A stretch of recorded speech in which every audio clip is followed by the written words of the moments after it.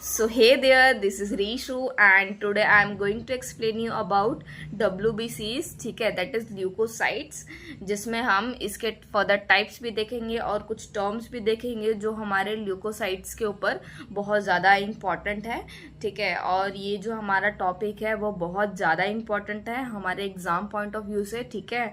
और इस पे क्वेश्चन जो है बहुत ज़्यादा आते हैं, तो ये जो हमारा टॉपिक है वो बहुत बहुत बहुत ज़्यादा इम्पॉर्टेंट है, ठीक है। तो चलो स्टार्ट करते हैं बिना टाइम वेस्ट किए।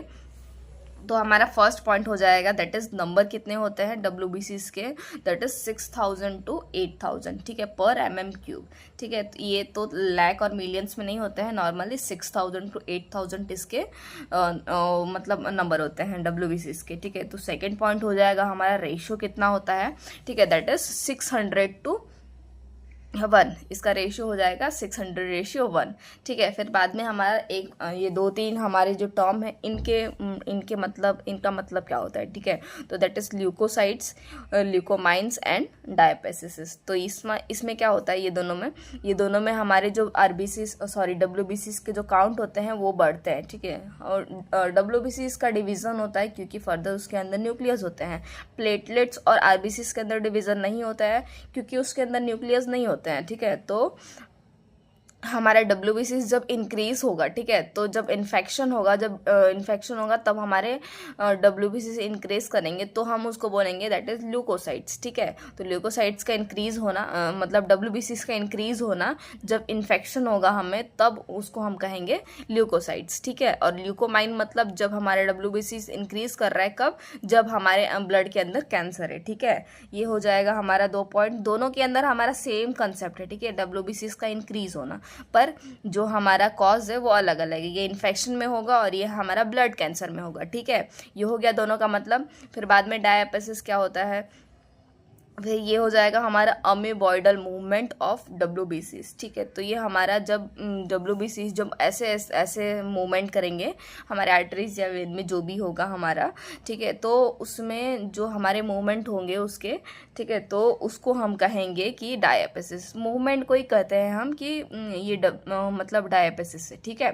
फिर बाद में ये हो जाएगा हमारा, फिर लाइफ स्पेन कितने होते हैं WBCs के, that is some hour to year, कुछ घंटों के भी हो सकते हैं और बहुत सालों तक भी हो सकते हैं। जैसे कि हो गया हमारा मेमोरी सेल्स जो मेमोरी सेव करके रखता है, फिर बाद में एक्ट करता है कोई इन्फेक्शन या कोई डिजीज आने पे, ठीक है, ठीक है। ये हो जाएगा हमारा WBCs के कुछ टर्म हो जाएंगे, ठीक है।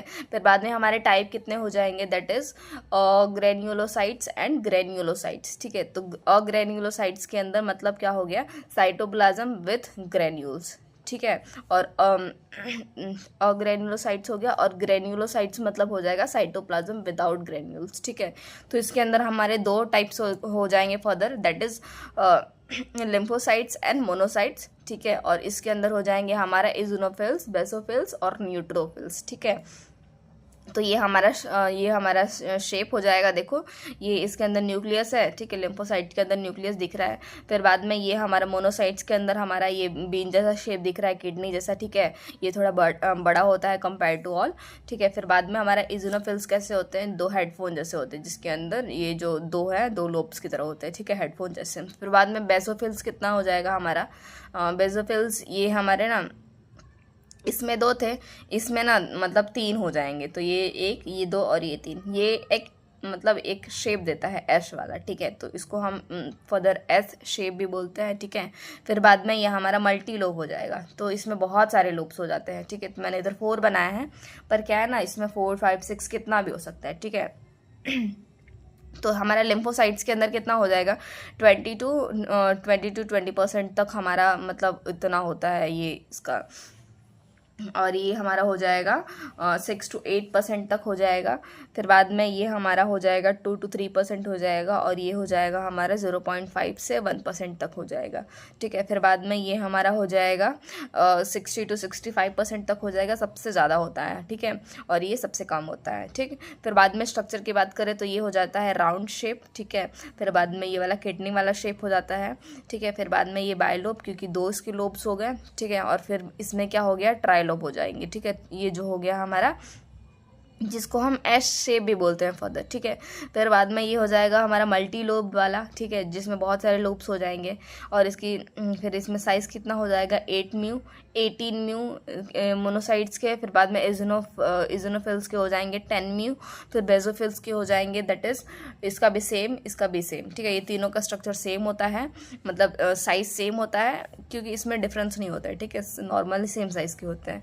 फिर बाद में हम फंक्शंस की बात जो है नेक्स्ट वीडियो में करेंगे, ठीक है। पर इसमें मैंने ये बता दिया है इधर मोनोसाइट्स का, दैट इज मोनोसाइट्स के अंदर क्या होता है, एक ऐसा नेचर होता है कि इसका फेगोसाइटिस का नेचर होता है। मतलब ये क्या करता है, ये ना मतलब एंगल्फ कर लेता है बैक्टीरिया इन्फेक्शंस को, ये एनगल्फ कर लेता है, इसका ये नेचर होता है। और ये सेम न्यूट्रोफाइल्स का भी इतना ऐसा ही नेचर होता है, ये एनगल्फ करने का, ठीक है। तो जिसके अंदर फेगोसाइटिक का नेचर होता है वो हमारे एमेबॉइडल मूवमेंट भी करते हैं, ठीक है। तो इसमें इतना ये दो मैंने ये छोटे छोटे थे तो मैंने इधर बता दिया है, ठीक है। बाकी हम लिम्फोसाइट्स, इजोनोफिल्स और बेसोफिल्स के बारे में नेक्स्ट वीडियो में बात करेंगे, क्योंकि ये थोड़ा वो जो टॉपिक है वो थोड़ा बहुत डिटेल में है और बड़ा है, ठीक है। तो इतना ही बस इसके लिए हमने टाइप्स देख लिया है इसका, ठीक है। और फिर बाद में हमने ये देख लिया है कि ल्यूकोसाइट्स के अंदर जो होते हैं कुछ टर्म्स क्या होते हैं जो हमारे डिफाइन, जैसे एक पूछ लेते हैं एग्जाम में, ठीक है। So thank you so much for this video. Please like share and subscribe. अगर आपको अच्छा लगा हो तो प्लीज़ अपने फ्रेंड्स को भी भेजिए, ताकि उनको भी ये समझ में आ जाए WBCs का कंसेप्ट, ठीक है। So thank you so much.